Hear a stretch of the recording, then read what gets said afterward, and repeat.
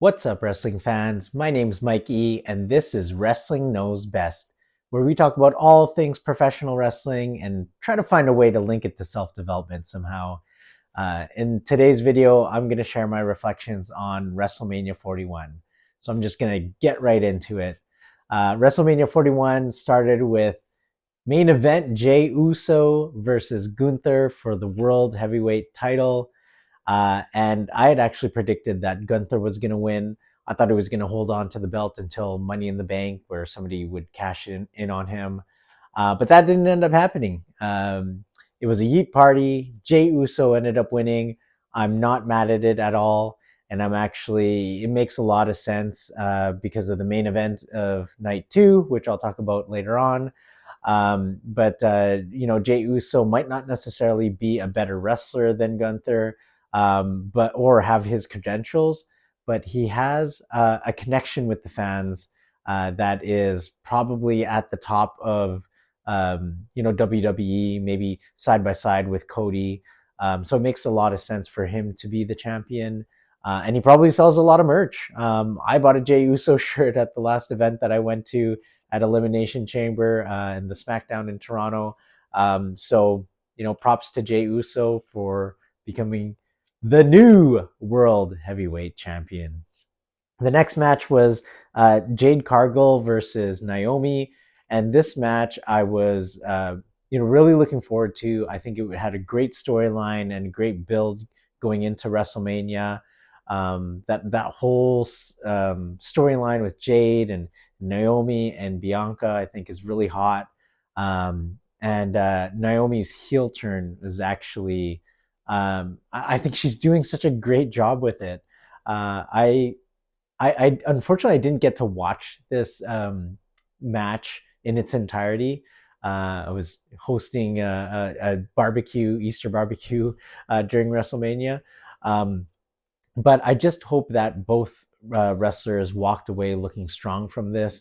I think there's still a lot of story to tell. I predicted that Jade Cargill would win, and she did. It just makes so much sense that she would, get her revenge on Naomi. But I still think that there's a lot of story to tell. So I hope that this feud continues, or at least something, bring Bianca into the mix or something like that. So that said, Jade Cargill wins her WrestleMania debut. Next up, we had the tag team champions War Raiders versus New Day. And I predicted that New Day would win this match, and they did. I just think that when I look at the War Raiders, I think they're a strong tag team, but for whatever reason, they're missing that connection with the crowd right now. And I don't know if we just need to bring in a bunch of jobbers. Sorry to say, but just somebody that they can demolish. I don't know, but whatever they had going on in NXT really worked, and they were really over. And I think we need to replicate that for them on the main roster here. In terms of New Day, they've been around for a very long time. I think it's their 12th tag team championship reign. Uh, Puts them down as basically one of the, if not the greatest tag team of all time. My cats are going wild for them. So, props to the New Day. And plus, they had this monster heel turn, major heat. They had Dom heat, basically, where they were getting booed every time they touched the mic. Some of that's dissipated a little bit, so they needed like a little boost to get them back, to get to that heel level. And I think putting the tag team championships is the right move. And I hope that they continue with this monster heel run that they've got going on. The next match was supposed to be Rey Mysterio versus El Grande Americano. Rey Mysterio ended up getting injured. And then Ray Phoenix ended up stepping in, which makes a lot of sense. You could El Grande Americano, aka Chad Gable, or speculatively Chad Gable. He was gonna wrestle a luchador at WrestleMania.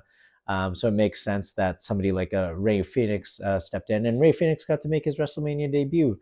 Unfortunately, he lost in his debut, but it was a great match. What I appreciate about this match is that, what I appreciate about Chad Gable is that he's able to wrestle this different style.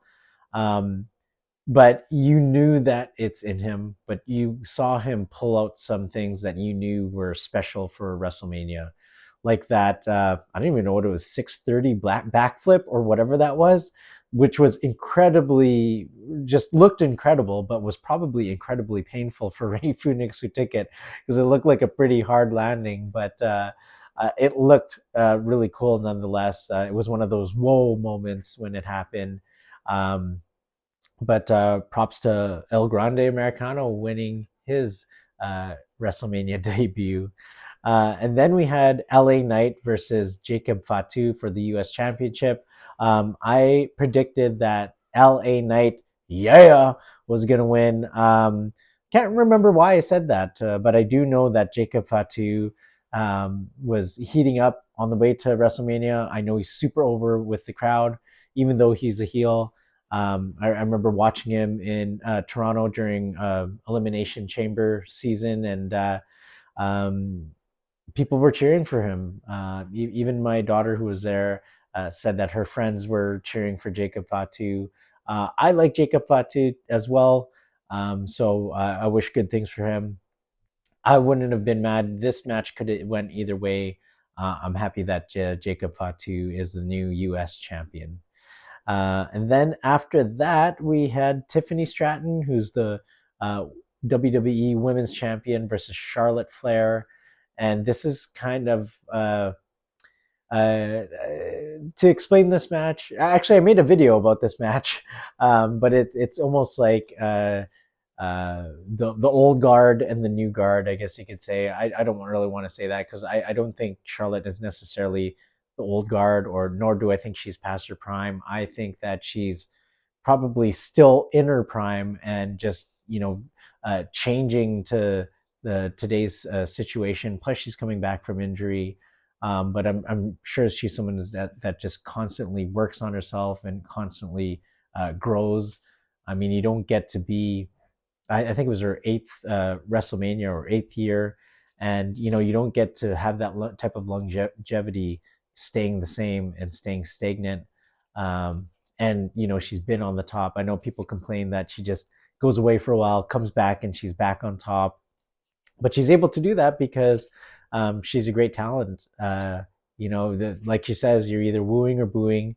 Although sometimes I think people are booing her pretty hard for whatever reason, but she is talented. You can't take that away from her. I honestly thought that Charlotte was going to win this match. That's what I predicted. Tiffany Stratton actually won, and again, I'm not mad at that. I think if there's somebody for Charlotte to pass that torch on to, I think Tiffany would be the one. Tiffany's got a bright future ahead of her.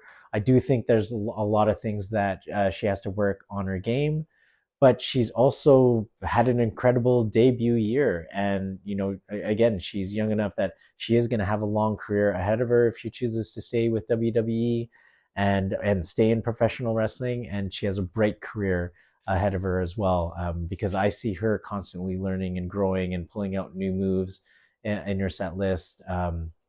I think the match at WrestleMania and even the lead up to WrestleMania showed a different side of Tiffany. You could tell it was forcing her to grow in certain areas, like even her mic skills, like the whole fiasco that they had with the shoot and whatnot.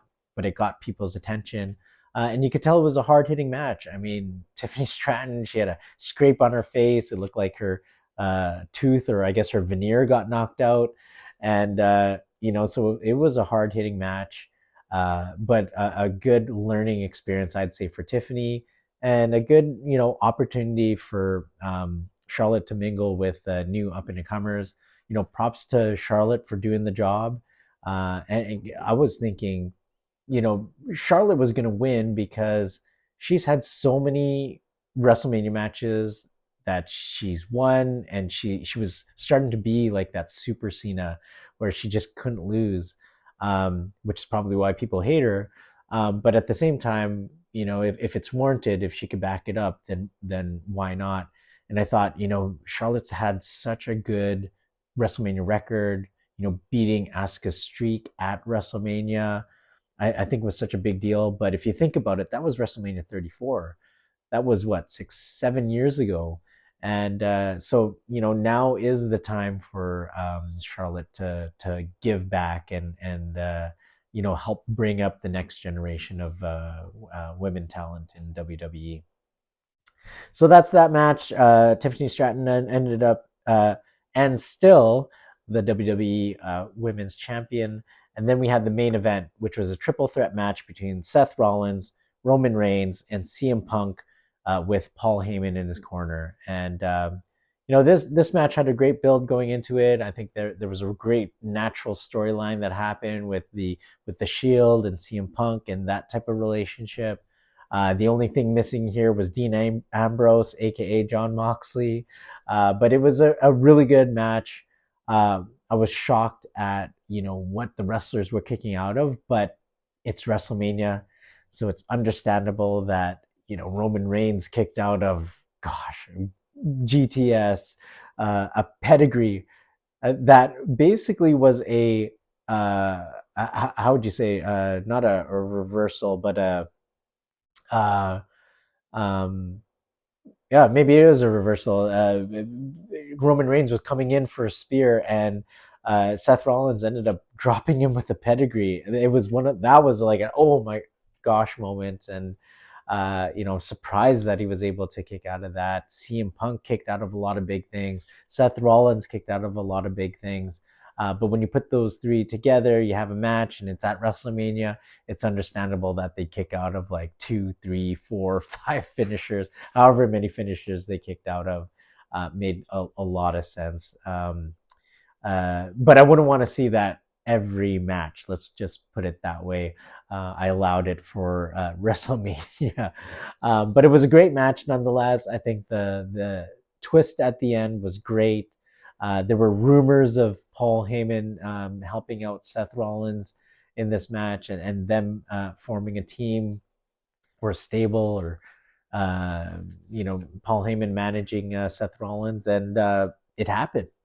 It didn't really make sense to me going into it, but when I thought about it, even though it didn't make sense, I knew that there could be a story to tell there, so I could see how they can move in that direction, and that's what they did. They went with it. Paul Heyman turned on CM Punk, then he turned on Roman Reigns, and it was crystal clear that he had sided with Seth Rollins. So that was the end of that match. I predicted that CM Punk would win. I honestly didn't know who was going to win. It was actually a coin flip for me, and I probably just said CM Punk for the sake of saying CM Punk. Anyway, that was night one of WrestleMania. This is night two of WrestleMania. The order on my card here is a little different. I tried to predict the order of the matches, and night two went terribly wrong. So I'll try to do this as best as I could. But the first match was Rhea Ripley versus Bianca Belair versus Io Sky. Now I had predicted that they were going to start WrestleMania, the second night of WrestleMania, with a triple threat match because they ended the first night with a triple threat match. So I thought it would make sense that they would open with another triple threat match, which they did. I predicted that Bianca Belair would pin Io Sky, which was incorrect. It actually went the other way around. Io Sky ended up pinning Bianca Belair. I was a little shocked. I thought they were going to continue with Bianca Belair's win streak at WrestleMania. It would be interesting to see WWE uh, at least have one wrestler pursuing Undertaker's streak, if it feels right to do so. In this particular case, I'm not mad at Bianca getting pinned or losing. I think that this would be a match where she would lose. It sounded like she was getting a little bit of booze going into WrestleMania. So, she lost a little bit of that steam. Rhea Ripley's been incredibly over. I'm surprised that she didn't win. I'm glad that Io won, though, because Io does need that credibility, and that match, I think, gave her that credibility. They're really building it up. They're saying that she's not an afterthought, which she isn't. She's one of the best in the world, and she deserves that credit. I am a little shocked that Io Sky pinned Bianca Belair because even if Bianca Belair lost in that match, they could have went with the storyline of, oh, she hasn't been pinned or submitted at WrestleMania, but they put an end to that. So I was a little shocked at that, but it. I think in the storyline it was warranted, and right now, who would you protect between Rhea and Bianca? I think you protect Rhea because Rhea's super hot right now. So that was the outcome. Io Sky pins Bianca Belair and is still the WWE World Women's Champion. The second match was Damian Priest versus Drew McIntyre in a Sin City Street fight. My daughter was looking forward to watching this match. She was really curious to what a Sin City Street fight was. I actually forgot to write down who I predicted to win this match, but this was another one of those coin flips. There definitely was a storyline. I think if I had to choose one, probably would have been Drew because Drew had a monster year in 2023, 2024, sorry. Oh, no, wait, sorry. Had a monster year in 2023, continued that monster year in 2024, but they were also building up Damian Priest in 2024. And Damian Priest, they even said this in the storyline there, that Damian Priest was capitalizing on all the times where, Drew McIntyre dropped the ball. And so they had a great storyline going into it that was running for at least a year because Priest cashed in the Money in the Bank uh, briefcase or a contract on Drew McIntyre in WrestleMania 40. So they had this feud going on for, underlying feud for about a year. So it was great to see them settle their differences at WrestleMania 41. Drew McIntyre ended up getting the win. It was a great slow finish. Some finishes are like bow, boom, and then whoa, then the match is done. This one here, Priest went through a table, brought him back into the ring. He did. He ended up doing his finisher in the corner there with the chair, and then there was the count. Just the way the lead up to it, you could see they were going in the direction of Drew McIntyre. But even at the end, it was like, is he going to kick out? Is he not going to kick out? But Priest did not kick out. That was a pretty tough thing to kick out of, so understandable. But Drew McIntyre ended up getting a win, which I'm happy about because Drew McIntyre, he's had a monster year and a half, maybe 2 years, and he deserves to get some wins and he deserves a championship. But unfortunately, there's not enough championships to go around. So, but I know he's a pro, and it'll all come in due time. So I know that he's playing the game and he knows that when the time is right, he will have a championship. So props to Drew McIntyre for winning at WrestleMania 41. The third match, night two of WrestleMania, was Penta versus Finn Balor versus Dominic Mysterio versus Braun Breaker for the Intercontinental Championship. Braun Breaker ended up going into the match as the Intercontinental Champion. I had a feeling that Dirty Dom would win because there's more of a storyline to tell after, especially with him and Finn Balor being in the same faction, and that's what happened. Dirty Dom ended up winning. What surprised me was everybody cheering Dirty Dom, and I knew that it was going to happen at some point in time. They say that if they love to boo you, they're going to love to cheer you, and they're going to cheer you loud. If they boo you loud, they're going to cheer you loud.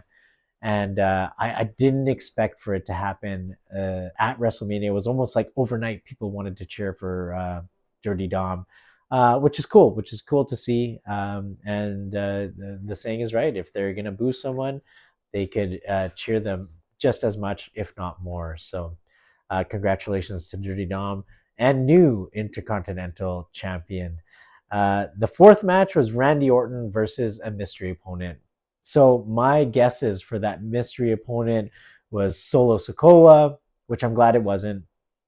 Nick Aldis, maybe, but I didn't really think Nick Aldis would suit up. Thought maybe Rusev, but it didn't really make sense because I knew whoever stepped into this match was going to suffer the RKO and count the lights 1, 2, 3. Uh, Going into it, I didn't see Randy Orton losing this match at all, so I knew that whoever they brought in would have to do the job. I thought maybe Sami Zayn, that was going to be my prediction, that Sami Zayn was going to come in, somehow make it a storyline, maybe tie it into Kevin Owens somehow, and we would have like a face versus face combination. Because I was surprised that Sami Zayn didn't have a match going into WrestleMania. Um, but it kind of makes sense when you kind of saw what happened on Monday Night Raw, because they might lead into something where Sami Zayn and Jey Uso have some sort of a feud. Even though right now they're still friends, they're still both faces, but something might happen there. We'll see. It ended up being Joe Hendry coming out, the TNA World Champion, which I think was a great surprise. For whatever reason, he fell off of my radar and maybe most people's radar, because I actually didn't hear Joe Hendry's name come up in any of the videos or the content that I was watching leading into WrestleMania, unless I just missed it. But not a lot of people were talking about that. So props to WWE bringing in Joe Hendry. I think it elevates TNA. It puts TNA's name out there, even though he lost to Randy Orton. But Randy Orton is a great. He was Legend Killer. I would say he's the legend now. He's a living legend. Other than John Cena, and Rey Mysterio, he's probably got the most tenure on the WWE roster. I mean, this was his 20th WrestleMania match, which is mind blowing to me that he's had that many matches at WrestleMania. And props to him for winning in his 20th WrestleMania against a young Joe Hendry. But it was a great match. Joe Hendry was over. They had the stadium singing his theme song, which was super cool. I heard that Randy Orton handpicked Joe Hendry. I'm assuming that he had a list of people and he was like, yeah, Joe Hendry's the one, which, if that's the case, Randy Orton made the right decision. It was great to see Joe Hendry at WrestleMania. People knew who he was. They were singing his theme song. So yeah, it was great. The fifth match was AJ Styles versus Logan Paul. Now, I had predicted that Logan Paul was going to win because, um, well, AJ Styles is a great wrestler, but he is in the later half, probably closer to the end of his wrestling career. So I could see him giving back more. And, Logan Paul is getting started. He needs some legitimate wins under his belt. Nothing legitimizes him more as a wrestler than defeating AJ Styles, who is probably one of the best wrestlers of all time. AJ Styles he literally is phenomenal in the ring. He is capable of working many styles. He can have a great match with anyone. Him versus AJ Styles versus Shane McMahon at WrestleMania 33 was a great match. And no offense, Shane McMahon, but you are not the best wrestler in the world. Even though you may have won that tournament back in the day, you are not the best wrestler in the world. But you and AJ had a great match, and not that AJ carried him, but AJ can work all the different styles and can make a great match out of any opponent. Um, and personally, I think that's what makes a great wrestler. So, props to AJ Styles for doing the job, and congratulations to Logan Paul for winning at WrestleMania 41. And then the sixth match was supposed to be Bailey and Lyra Valkyria versus Liv Morgan and Raquel Rodriguez for the championship. Had to substitute Bailey out, and we had a mystery partner for Lyra Valkyria. That mystery partner ended up being Becky Lynch, and Becky Lynch and Lyra ended up winning the women's tag team championship match. Great match. I honestly think that the Raquel Rodriguez and Liv Morgan are great as a tag team. Like, their championship matches have been phenomenal. That match when they won the titles had the feels of the Attitude Era with the run-ins and everything like that. This match at WrestleMania 41 was a great tag team match. I think they put the matches together well. They're great wrestlers, and Liv and Raquel work well together. It's like the X Pac and Kane, or anytime that you've got like like a bigger wrestler and a smaller wrestler, and you pair them together. It's like the odd couple. They just managed to make it work. But you could tell these ladies have a lot of fun in the ring, and you could tell that they're friends outside of the ring. So their tag team dynamic just works really well. Um, Unfortunate that they lost the belts, but spoiler alert: the next Monday night on Raw, they ended up winning the titles back, which was really cool to see as well. So I don't normally like it when champions will lose it one day and gain it back. But in this particular case, I'm not mad because I like Liv Morgan and Raquel Rodriguez as the women's tag team champions. Uh, on that note, though, I hope that they have a women's tag team championship for Raw, one for SmackDown, and one for NXT. I think that there's enough women talent out there right now that they can have a tag division on all of their shows. The NXT women's roster is stacked, and not to say that we need to rush the women onto the main rosters or whatnot, but I'm just saying that there is an abundance of women's wrestlers in WWE, and they can definitely have a legitimate tag team division on all of their shows. So I hope to see that in the near future. Maybe that's something for Evolution, the upcoming pay per view. I think it's rumored for June or July, but hope to see it there. Which brings us to the main event of night two of WrestleMania 41. We have Cody Rhodes, the WWE champion, versus the Elimination Chamber winner, John Cena, who was en route to and on a mission to win his 17th championship at WrestleMania 41. And that's what he did. He ended up winning. He ended up breaking Ric Flair's record of 16 championships, winning 17 championships at WrestleMania 41. Makes complete sense for it to happen. WWE likes to have a lot of historic moments on their big shows, especially WrestleMania. So it makes sense that this record was broken at WrestleMania.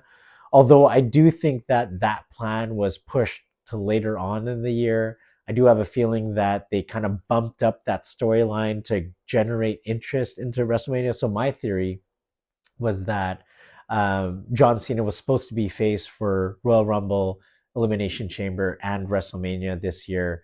Because when he made his announcement at Money in the Bank last year, he specifically mentioned those three pay-per-views, and then some dates throughout the 2025, and that was going to be his retirement tour. So my prediction was that they always had a plan to turn him heel, to turn John Cena heel, but it was going to be after WrestleMania. And I think that he announced those pay per views because if you wanted to see John Cena, catch him at one of those pay per views because he'd still be a face, which makes a lot of sense, right? You had all that merch in Europe. You had the Toronto merch. You even had Las Vegas merch for John Cena. So, I think they had all of that planned out already for him to be a face. And honestly, I remember the SmackDown before Elimination Chamber, cheering so hard for John Cena. Like everybody was getting back on the John Cena train. I think because he went away for so long, people wanted to cheer him again, and and then they ended up turning him heel. And you know what? I'm not mad at that. I'm not mad that they turned him heel earlier than I speculate that they would have. I think the timing was right. I think any longer people would have really gotten behind John Cena. And I think that was the whole point. Like, get people behind John Cena. For whatever reason, he just couldn't win that championship. And then he had to go into desperation mode and win it. They ended up putting that storyline into Elimination Chamber. Um, Although he ended up winning Elimination Chamber without any interference or anything like that. Although there was a little desperation there because he did capitalize on Seth Rollins' stomp on CM Punk, so he did capitalize that. That was a little bit of a heel move, but yeah, overall, I think he's doing a great job as a heel. He's had great promos. He continues to have great promos, and I'm happy. I'm happy for him. And a lot of people are mad at John Cena winning. They were saying it was a crappy main event and whatnot. It was boring. But hey, guess what? When John Cena talks about him being the last real champion, I think what he means is he's the last champion of his kind.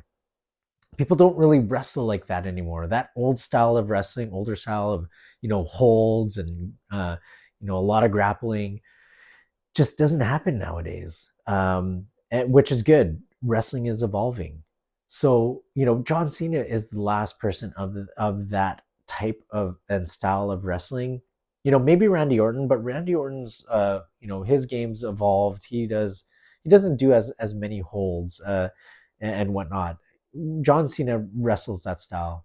And I think Cody was a great opponent for it because Cody Rhodes can wrestle multiple different styles. He grew up in that area of, wrestling holds, right? Or rest holds, I guess you could say.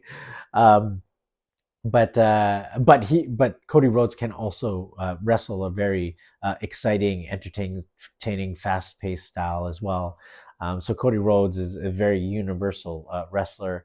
John Cena has shown signs of that as well, but you could tell, he's getting older now. I think he's like 50 years old. Not to say that age is a thing, but he's not as quick as he has been in the past.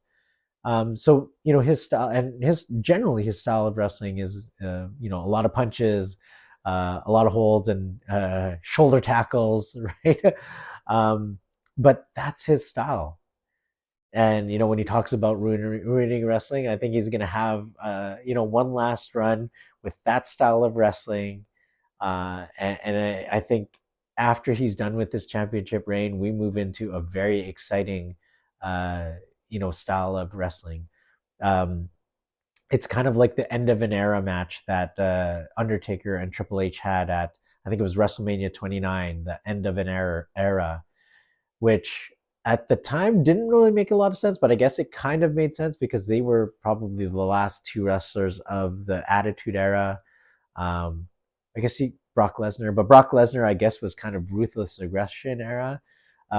So that kind of made sense. But I think that's what John Cena is doing with this championship run. It's like the end of an old era. He talks about how the belt that Bruno Sammartino held, the record, the record Roman Reigns, that belt's going away. Hulk Hogan's belt, Bret Hart's belt is going away. This belt right here basically is going away.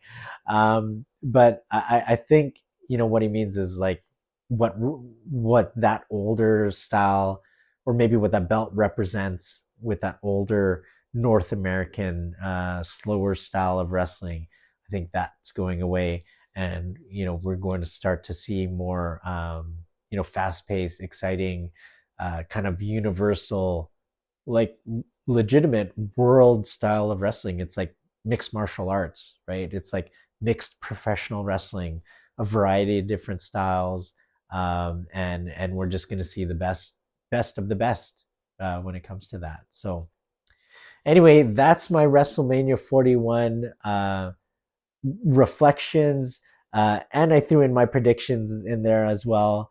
Next time I'll have to be more on top of it and put the predictions video out before the event. But I hope that you enjoyed my reflections video. And if you made it this far, make sure to hit that like button and hit the subscribe button. And we'll see you in the next video.